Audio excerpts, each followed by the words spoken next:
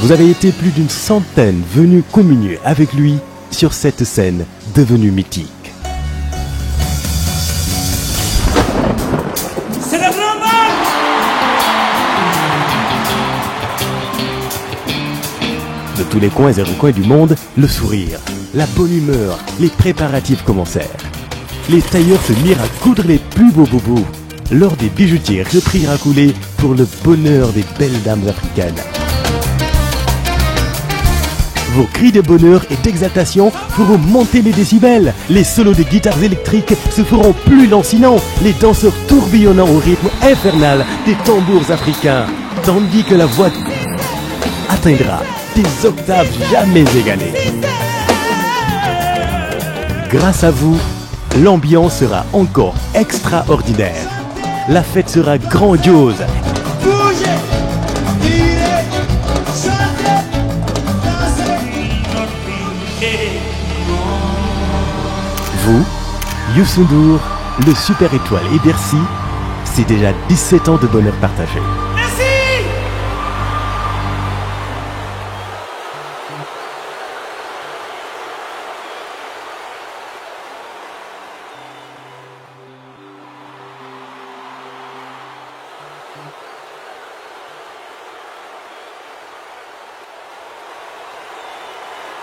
Ça, c'est Youssou N'Dour.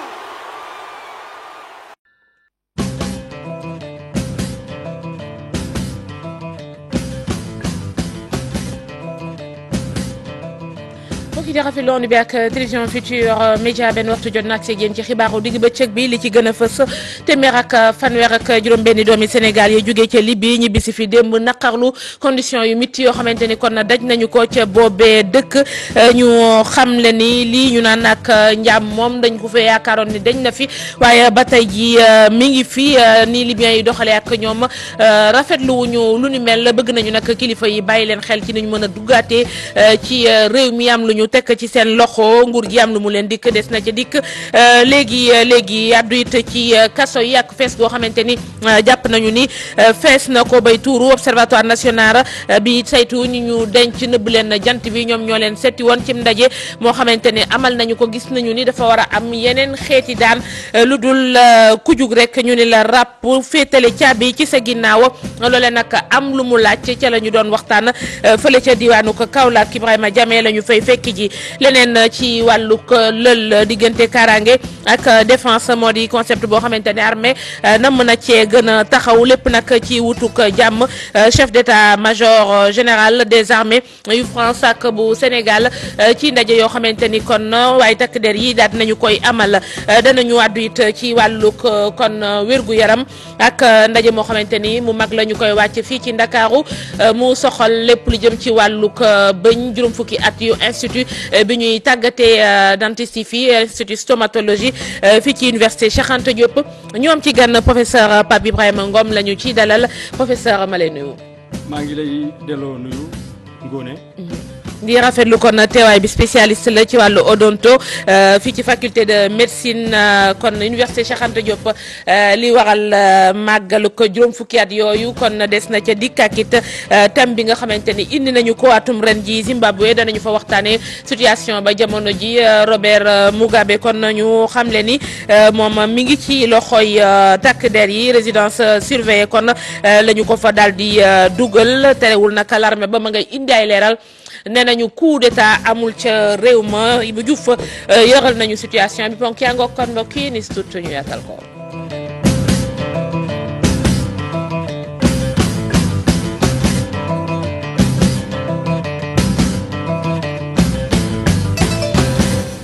dellu rafetlu ànd bi ak télévision Futurs Médias téeméer ak fanweer ak juróom-benn yi doomu Sénégal yu ñu rawalee kon fële ci Libye ñu ñibbisi nee nañ condition yu méttee mi ci nag la ñu doon dund foofu ñoom ndaw ñoo ñu bëgg ci wàllum xel ñu taxaw leen waaye it ci wàllu ko dund gi ba daal ñu am lu ñu jàpp mën a delluwaat ci seenu ko njaboot gouvernement bi gunge leen ci loolee kilifa yi dalal nañu ci seen xel xam le ni am na daal lu ñu leen fi tegal waaye na kilifa yi bi doxalee ak ñoom ñaawlu nañu ko lool gis ni sax mbir mi ak njaam lañu ko méngaleel dinañu delluwaat foofe ak Habib Faye ma demoon kon ca seenu ko tertu kasoy Sénégal fees del lu ñu war a wut nag yeneen i pexe am ñoo xamante ni mën nañu leen faa taaye dugal kon teg leen yeneen i daan observatoire bi saytu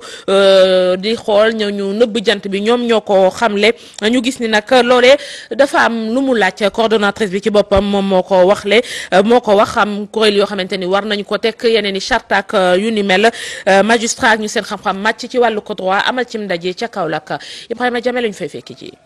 Observatoire national des lieux de privation des libertés seeni mbébét moo di rek application li ñuy duppee peine alternative bañati kon jël nit ñu bëri tëj leen kaso rap ñu fees fa del moo waral kon ñu amal benn atelier d'échange et de partage pour rek wéccante xalaat diggante magistrat yeeg ñëpp ñu yëngu ci wàllu yoon. waaw ressortu Kaolack yi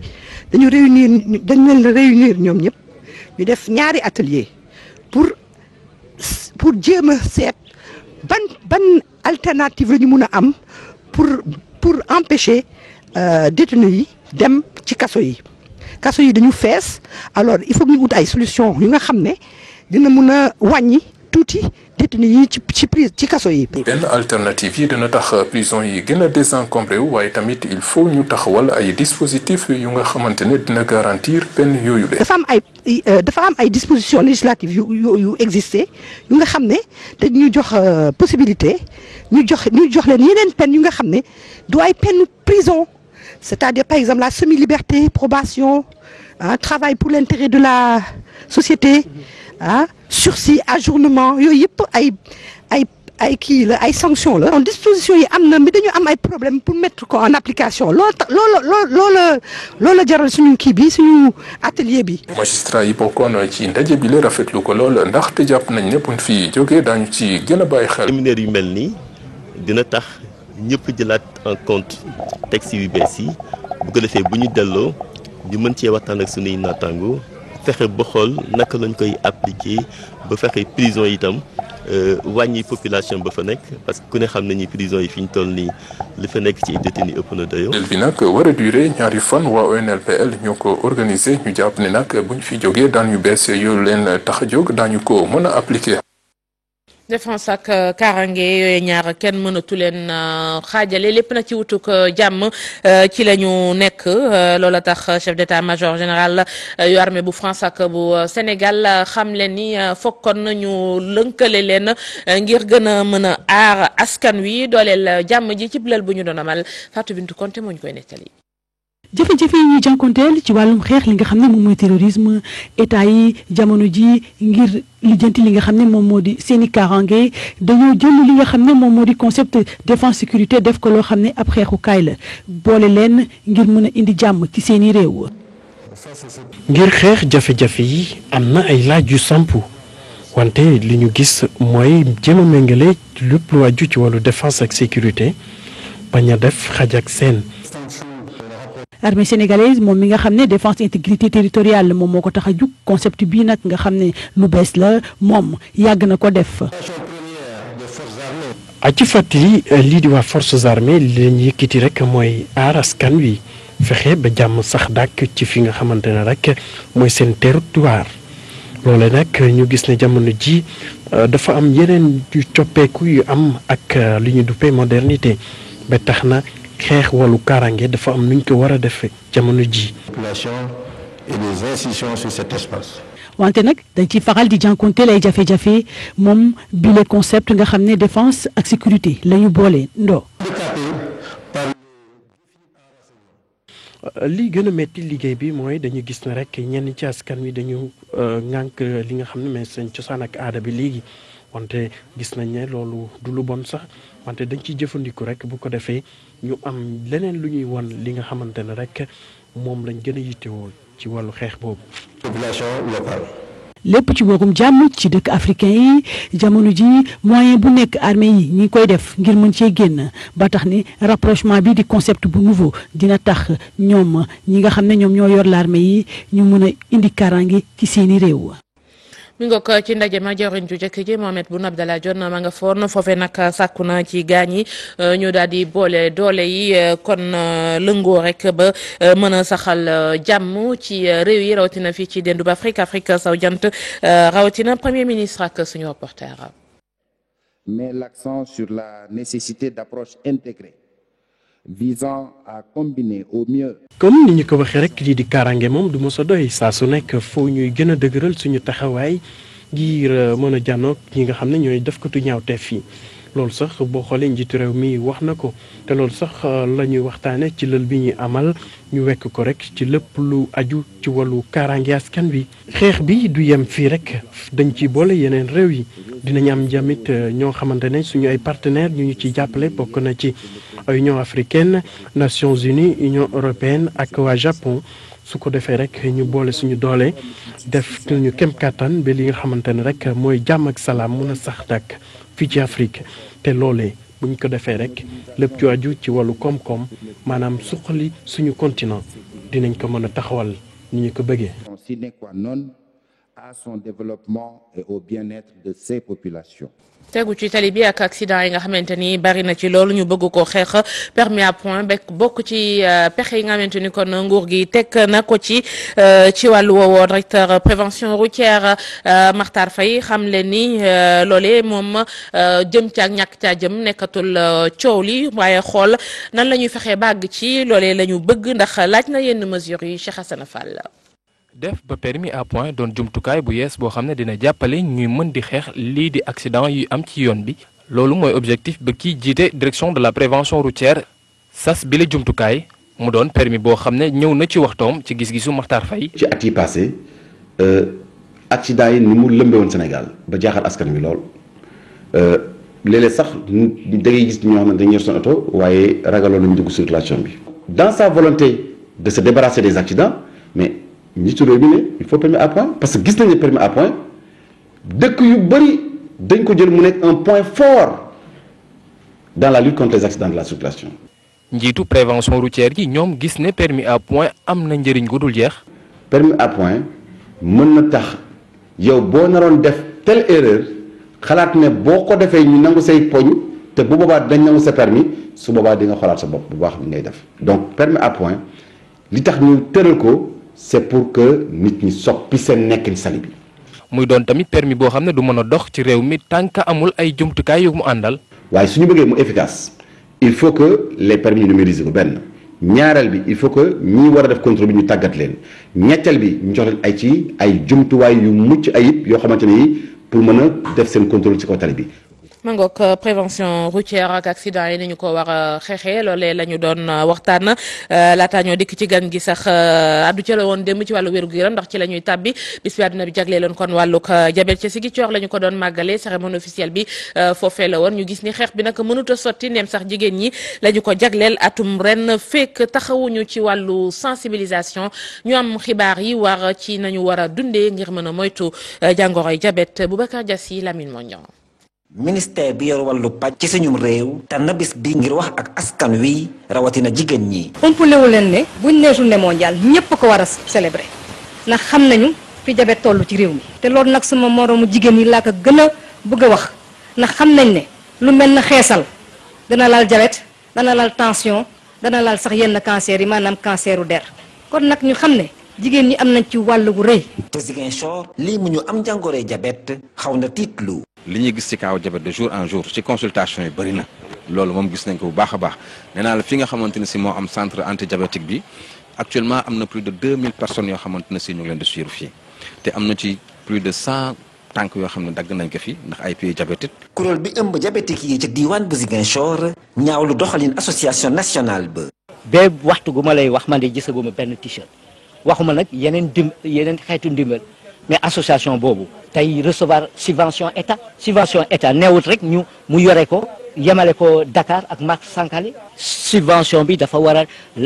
dañ ko war a tas law ci biir région yi matériel yoo xam ne ki état bi dina ko jox chaque année partenaires yi dinañ ko jox chaque année mais bañ ko yemale seulement Dakar loolu c'est une injustice ay doxalin loo xam ne ki lu metti la lu metti waa Ziguinchor. ñi organiser bis bii profito ci ngir xamle jàngoro jii di diabète waaye def lii di dépistage bu amul fay.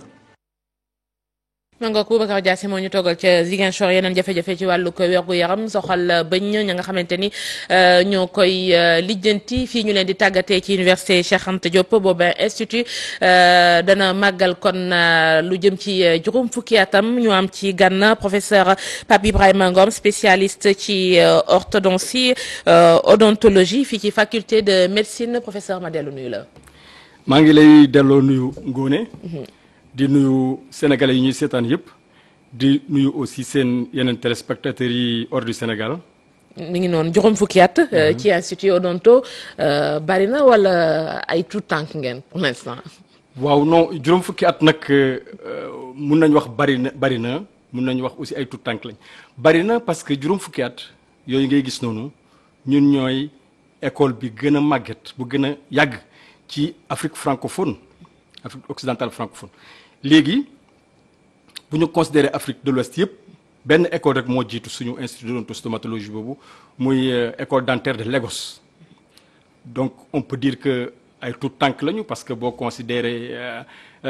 histoire faculté de médecine nga xam ne am na téeméeri at tey ay tout tànk lañu mais suñu école bi tam école bu màgg la parce que yàgg na ci jiitu fii ci Afrique la. bari ñoo xamante ni tàggat na leen atum ren nag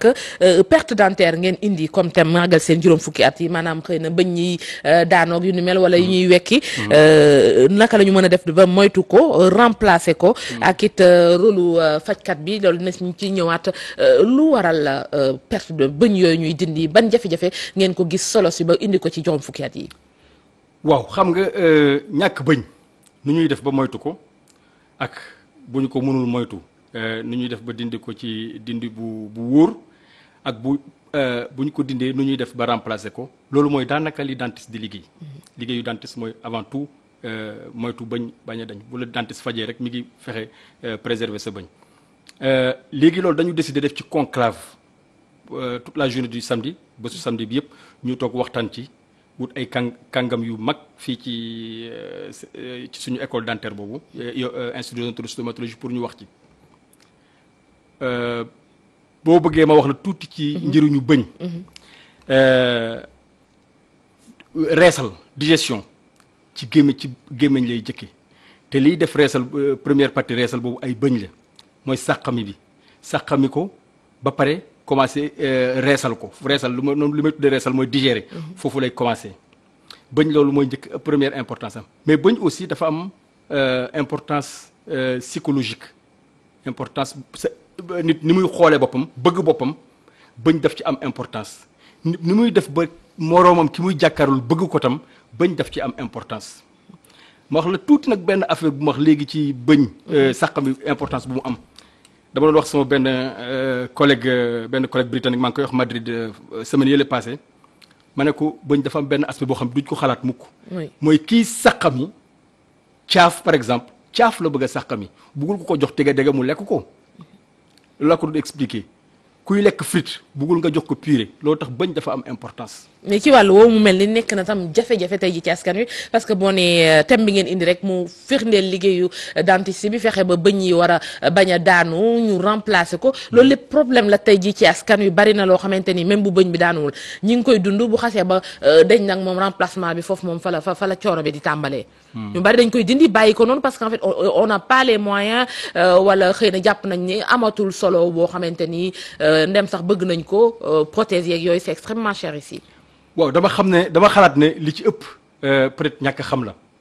mais Sénégal bari na ay dentiste yu baax a baax ñuy liggéey ci privé bi ak ñuy liggéey ci public bi ñu nekk ci hôpitaux yi poosé yëpp cherul am na poosé yu nga xam ne poosé mi ngi mel ni ngay dem di wuti oto wala ngay dem di wuti kër moyens yi nga am rek nga koy wutee am na poosé yoo xam ne nii cherul mais nag dafa am importance trop te ci loolu lañ nar a wax. mais ci ku nekk ak ci oto ba ngay wut fii tam ci ku nekk ak bëñ biñ lay dugal qualité beeg yooyu yëpp da ci am solo tamit kii def poosé bu yomb beeg ki nga xamante ni xëy na produit bi ñuy utiliser moo gën a baax yooyu yëpp tam dafay am ay njeexital. déedéet poosé bi du problème mu qualité xam nga dafa am seuil boo xam ne nii rek foofu lay baaxe foofu lay commencé baaxe xam nga oto boobu ma lay wax boo bëggee te jënd oto bu la yóbbu Dakar amul nga am oto bu la yóbbu Dakar te du cher mais boo bëggee nag oto boo xam ne nii ci biir dafa climatisé nga bëgg a jël sa boisson naan bëgg am ku lay dawal loolu beneen affaire la mais pour poser kese am poser bu baax boo mën a sàqamee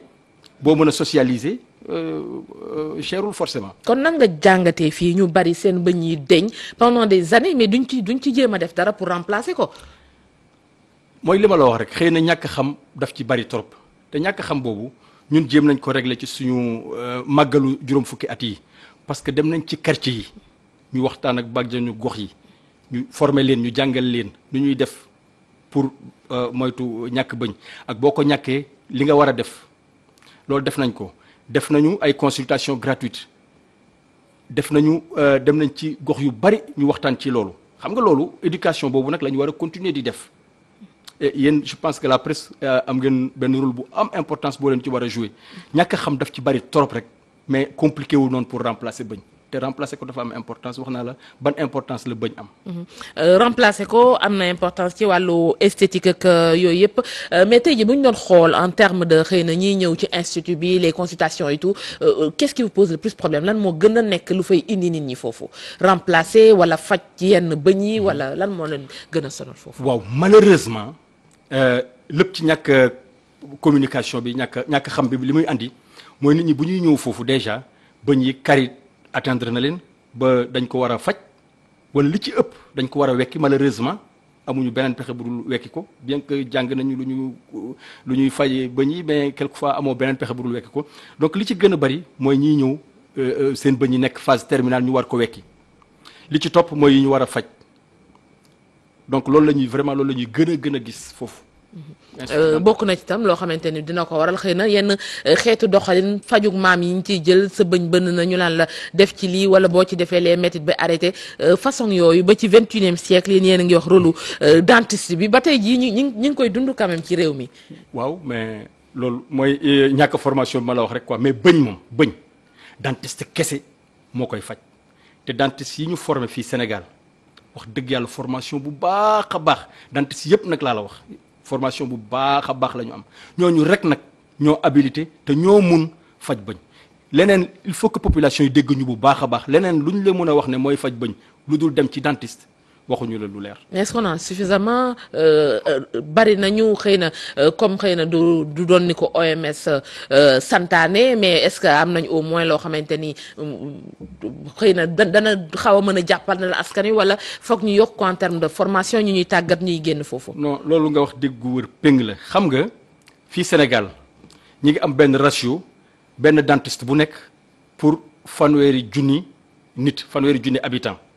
ratio bi OMS di laajte mooy benn dentiste pour fukki junni habitant sori nañu ratio boobu wante góorgóorlu nañu torop autorités yi ci réew mi góorgóorlu nañu torop pour dentiste yi bari léegi nag liggéey bi mooy jëm ci ratio boobu malgré ça en dépit de ça autorité sanitaire réew mi def nañu effort ba nga xam ne district sanitaire bu nekk ci Sénégal poste de santé même yenn poste de santé am nañu ay dentiste yoo xam ne nit ñi mun nañ fa dem. jumtukaay yi mi ngi fii xëy na gis nañ yenn yi am na ñu ci xaw a tane mais am na ñoo xamante ni tam tout ce qu'il faut dafay xaw wala dentiste bi day jaar yenn jours yeeg yooyu te xam nga moom. jumtukaay yi doyul pour ñun université doyul ci cabinet dentaire public yi ci cabinet dentaire privé yi la plupart du temps doy na mais loolu ay effort la rek yu ñu war a continuer def et loolu nag aussi ci suñu plaidoyer bi nga xam ne moom la ñuy def ci cinquantenaire bi ci la bokk gën a jox moyen dentiste yi. ñu mën a faj nit ñi gën a former nit ñi di def formation continue toujours loolu ci li ñu def ci màggalu juróom fukki at yi ci la bokk mais aussi yokk doole service public yi surtout. ci fajum xale yi professeur ma tooñ la ci foofu tuuti. est-ce que bari na peu de dentistes yi parce que xale yi moom jàpp nañ ni ñëpp traumatisé boo nee dentiste te ñoom dafay am beneen approche boo war a am ak ñoom. foofu fan lañ ci toll ñun. waaw fondamentalement nag dentiste bu nekk dentiste boo gis muy faj ci cabinet am pédodontiste la quelque part entre guillemets parce que formé nañ leen pour ñu mën a faj ay xale yu ndaw ay tout tànk formé nañ leen pour ñu mën a faj ay mag formé nañ leen pour ñu mën a faj ay màgget léegi nag. dafa am spécialité pour vraiment gën a mun a xarañ ci faj kii loolu nag amaguñu diplôme am fii Sénégal buy def joxe diplôme spécialité bi mais pour faj xale fi mu nekk nii dentiste boobu dem normalement war na mën a jël en charge xale war na mën a faj xale. beneen loo xamante ni boole ngeen ko ci tam ban rôle pour odontologiste bi fii ci 21e siècle la ngeen jàpp ne en temps joué wu leen seen rôle wala qu'est-ce qu'il faut changer. non joué nañ suñu rôle bu baax a baax dañu bëgg a rappeler rek lan moo war a doon suñu rôle ba pare wax ci li bees parce que ci faj bëñ ci éviter bëñ wadd daanu ci faj bëñ ak ci remplacer ko dafa am ay jéego yu rëy yoo xam ne science daf ko ci def. comme quoi rapidement. L'implantologie par exemple bëñ bu deñ ñu jël ñun reenu defal la benn reenu artificiel defal la ko foofu. bu ñu la defalee reen bi defal la bëñ te loolu reen lay doon boo xam ne nii da nga ci mën a sax. am na yoo xamante ni jamono ji 21e siècle waruñu ko mën a seetaan nit ñi di ko dund. te duñ ko régler. normalement 21e siècle avancé yi dentisterie yi def war na mun tax problème yëpp war nañ ko mun régler pratiquement. dellu si ci waat ndaje mi samedi junj nga ko sànq ci ndorteel xibaar bi am pa waxtaan bu rëy boobu nga xamante ni dinañ ko def ci wàllu xëy na rôle dentiste beeg yooyu. lan lañ mën a xaar pour nit ñi c'est ouvert au grand public ou bien ce sera entre professionnels kàngam yi ñoo fay daje. non ñun dañu am juróom-benni conférence grand format conférence yu mag yoo xam ne ni bu ci nekk dañu jël ki gën a ñi ci gën a xarañ daal ñoo ciy wax ci domaine boobu. mais c'est ouvert au grand public. ku bëgg a déglu ku bëgg a xam mun nga ñëw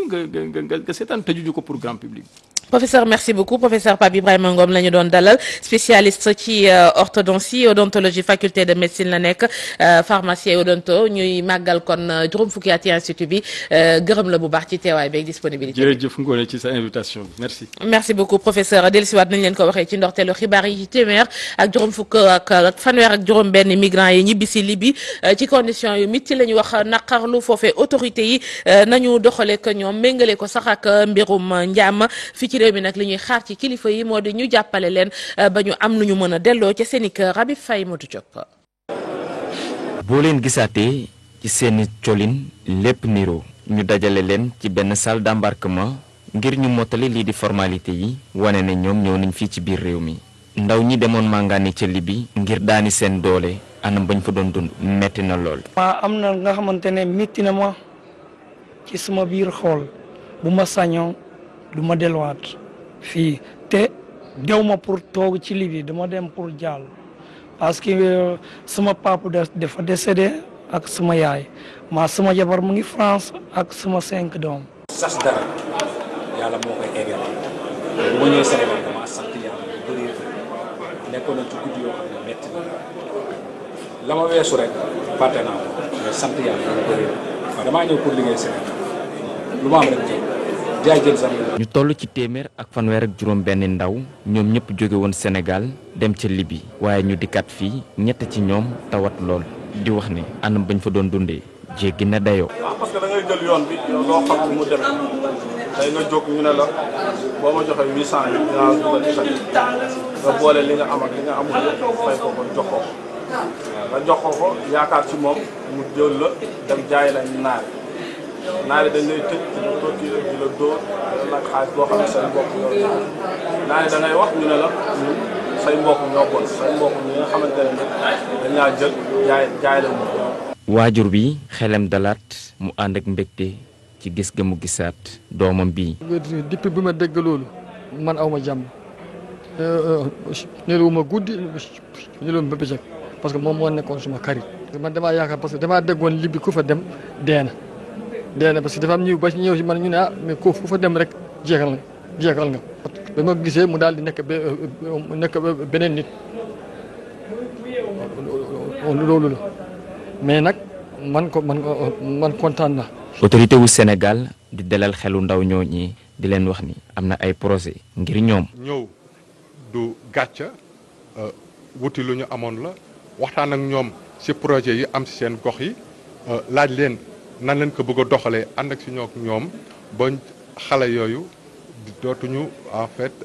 soxlaati sax xëy na màngaani.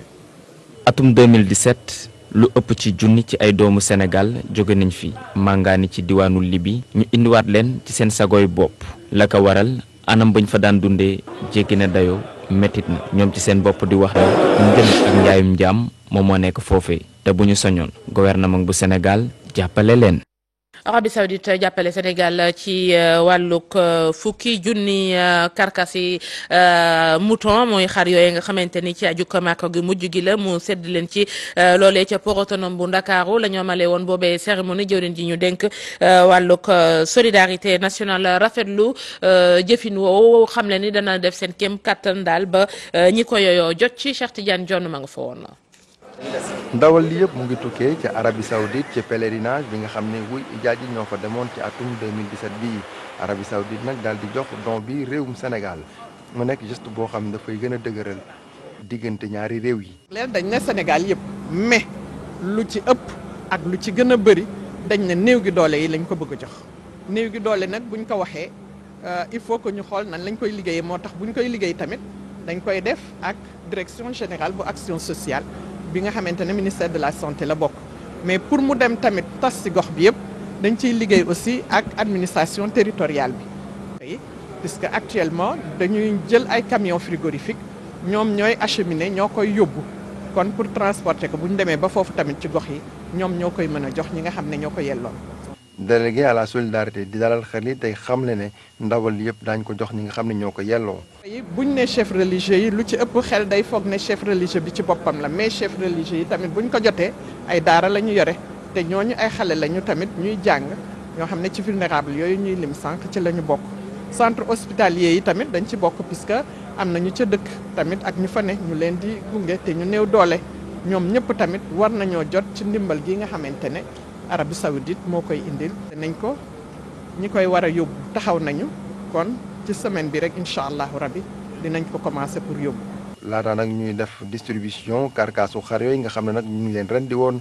ci pèlerinage atum 2017 bi jamono ji nag kees yëpp ñu ngi leen daal di conserver ci benn ci chambre froide yi nekk ci port autonome bu Dakar.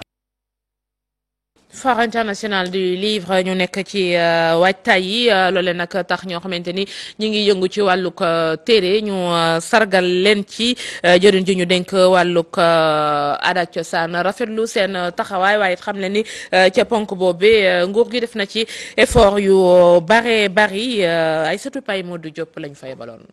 ñi ngeen di gis ñëpp nag ñu sargal leen ci manifestation bi nga xamante ne ñi ngi ko jagleel FILDAK bi. seen liggéey nag bu am solo mooy maanaam promouvoir littéraire ak taxaw ngir mu gën a jëm kanam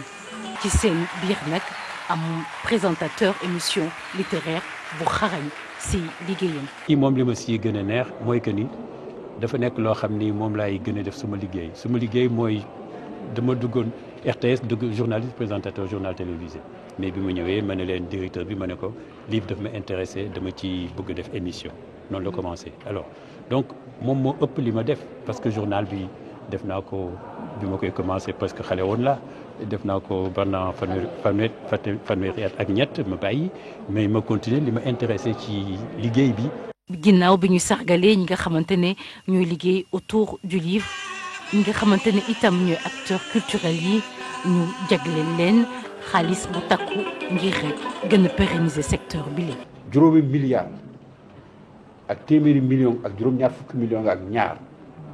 moom la gouvernement jël jox ko li nga xam ne mooy ndimbal loo xam ne loxo ñi nga xam ne ñooy produire culture la ak waa ministère bi kenn doxul seen diggante. lu weesu li di investissement yi nag mu am projet yu dëgër yu ñu taxaw. mémorial la Joola budget bi boo ko xoolee am na presque 7 milliards yoo xam ne jot nañ ko pour def Gorée juróomi milliards dugal nañ ko ci bibliothèque nationale bi. am na xaalis bu ñu génnee am na beneen réew boo xam ne ñu ngi waxtaan ak moom ci boppam nangu naay tabax bibliothèque nationale bi ak juróom benn bibliothèque yoo xam ne ci région yi la ñuy nekk. ku ci mel na soxna Sidi Fatou Niang Siga kii di monsieur Sadakan monsieur Abdoulaye Racine Senghor ku ci mel na tamit monsieur Amadou Sada Dia ak monsieur Saloum Sadiakhou ñoom ñëpp ñu sargal leen nag ci édition bu bees bile nga xamante ne thème biñ ko jagleel ren mooy livre jeunesse économie ak défi du développement. demi situation bi ca Zimbabwe président bi jamono yi jàppale ni mi ngi ci résidence surveillée l'armée ba kon ñoom ñoo doxalee nu ni mel tension fis lool ca dëkk ba waaye ñoom takk der yi indi ay leeral ni amaluñu coup d'état Ibou Diouf. ci Zimbabwe bi si guddi ak léegi nag ñenn ci askan wa nekk ci ay jafe-jafe li ko waral nag ñu jot fa dégg ay xeetu ngànnaay yu jib rek loolee gannaaw ba ñu nemmeekoo ne dafa am ñenn ci askan wa ñu fa bëgg a jëlee kii di Robert Mugabe ba tax na armée ba nag dem ci télévision publique ba rek yëkkati ay kàddu ne du ab coup d'état ñoom li ñu bëgg rek mooy fexe ba dellusiwaat lépp lu aju ci wàllu kaaraange foofu.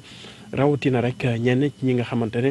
ñoo jege woon njiitu réew mi di Robert Mugabe te ñu jàpp ne daal defuñu seen kem kàttan ngir gën a fexe bi réew Zimbabwe dem kanam bokk na ci ñoom nag ñoo xam ne rek jot nañ leen teg loxo ki fa nekkoon ministre des finances di Ignatius Chombo mu doon tamit ku jege kii di Robert Mugabe ak itam Jacob Zuma moom nag yëkkati nañ ay kàddu sax ci yenn média international di xamal ne jamono ji ñuy wax ak yéen kii di Robert Mugabe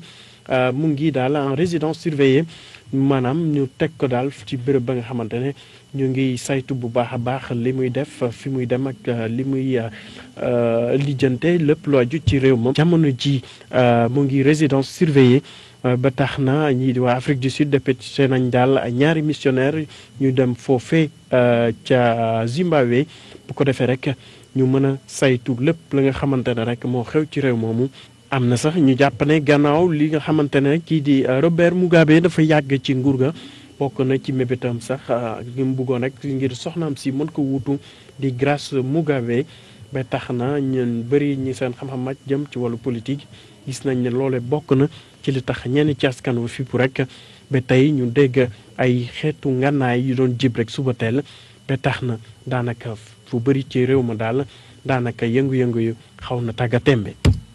Ibou Diouf doon indi leeral ci situation bi jamono yi ca Zimbabwe dellusi ci réew mi ak match bi doxoon démb diggante Sénégal ak Afrique du Sud gannaaw ale ba ñaari bal ci dara Sénégal doonoon ko korna bafana yi fii ci Ndakaaru da ko dàbbali ndam lañ ci jëlewaat bi yoon ñaari bal ci benn dañ ci ànd ak Mamadou Ndiaye.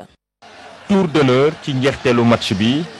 public bi saafonte ak ñi nga xamante ni ñooy gaynde yu Sénégal ndaw Aliou Cissé yi jeexteel éliminatoire coupe du monde bu 2018 ci mbégte ñaari bal ci benn lañu daan ñi nga xamante ni mooy Afrique du Sud mu nekkoon match boo nga xamante ni dafa bari woon suspense. ci temps additionnel bi le défenseur bi di Karambo dugal but bi nga xamante ni moo jox ndam ñii di gaynde yu Sénégal mu daal di libérer public bi. métti woon na trop mais lu fi ko pon solo tey mooy ñu gañe ko mais def nañ ko grâce ak Karambo bu doon ma dugal but bi donc tey mën naa wax tey fête bi yàquwul. waaw match bi divisé la kontaan nañ xam nga supporter yi ñëw nañ supporter ñu waaye sant yàlla victoire pour ñoom la quoi. 60 000 spectateurs ñëw teewe woon match bi autorité politique ak sportive ñoom ñëpp daal di am mbégte ci ndam li sunu gaynde yi am ci kanamu public sénégalais bi. leneen li gàkkal victoire bi rek moo di ci ndorteelu match bi coupure d'électricité bi fa amoon waaye public bi jël ko ak mbégte ndaxte dañu taal ñoom ñëpp seeni téléphone mu nekk lu rafet. image bi nga xamante ni nekk na moo doon jox gaynde yi doole pour ñu débuter match bi. Mamadou Ndiaye daal di ànd ak Barthélémy Ngom bi yoon ci yéenekaay yi.